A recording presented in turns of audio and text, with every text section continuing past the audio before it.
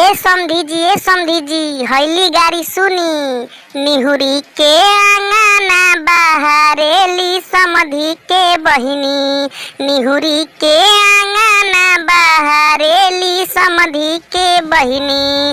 केसिया गईल झुराई ए सखिया हो। केसिया गईल झुराई ए सखिया हो। बरहे बरिसवा के दुल्हा के बहिनी हो।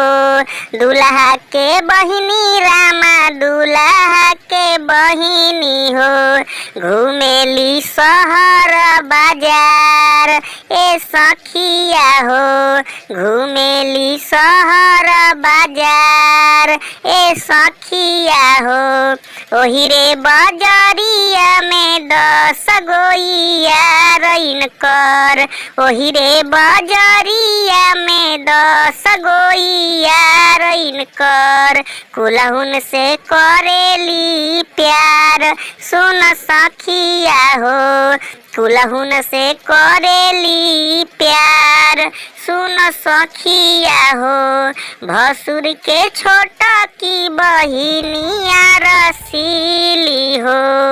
भसुर के छोटा की बहिनिया रसीली हो। घूमेली जिला गोरखपुर ए सखिया हो। घूमेली जिला गोरखपुर ए सखिया हो।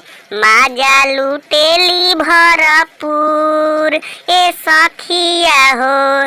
माजा लुटेली भरपूर ए सखिया हो।